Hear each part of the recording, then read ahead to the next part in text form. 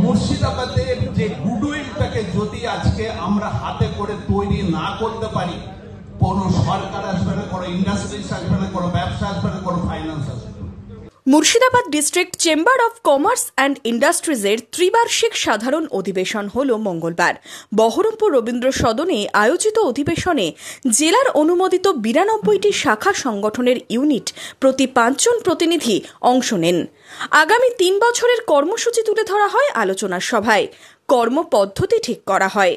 একই সাথে মুর্শিদাবাদ জেলাকে সমৃদ্ধ করতে আর কি করা যায় সেই নিয়েও সরব ব্যবসায়ী সংগঠন। অ্যানুয়াল জেনারেল মিটিংয়ের মধ্য দিয়ে সিদ্ধান্ত গ্রহণ করা যে কিভাবে এই জেলার ব্যবসার সম্প্রসারণ হবে, কি করলে এই জেলা সমৃদ্ধ হবে, অনেক মানুষের কর্মসংস্থান হবে, কি করলে কোন সহযোগিতা পেলে এখানে মিনি ইন্ডাস্ট্রি অনেক গড়ে উঠবে।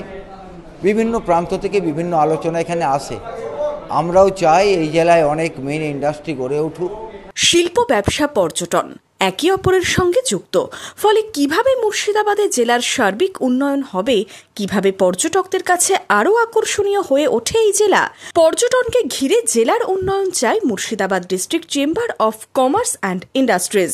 আমরা সবথেকে বেশি চাই মুর্শিদাবাদ জেলা, যেহেতু ইতিহাসের জেলা, পর্যটনের জেলা, মুর্শিদাবাদ এবং মুর্শিদাবাদ সংলগ্ন এরিয়াগুলোই আজকে পর্যটনকে কেন্দ্র করে ডেভেলপমেন্ট হোক। যেমন দেখেছেন দীঘায় একটা জগন্নাথ মন্দির হয়েছে। আমরা চাইব মুর্শিদাবাদ যেমন ইতিহাসের জেলা, ঐতিহ্যের জেলা, আমরাও চাই এখানে রাজ্য সরকার মুর্শিদাবাদে পর্যটকদেরকে আকর্ষণ করার জন্য আরও সুন্দর সুন্দর পরিকল্পনা গ্রহণ করুক। যদি এখানে পর্যটকরা এখানে আমরা বেশি করে নিয়ে আসতে পারি, তাহলে এখানে আজকে বেকারদের যেমন কর্মসংস্থান হবে, অনুরূপভাবে আমাদের জেলার অর্থনীতির ভিত শক্তিশালী হবে বলে মনে করি।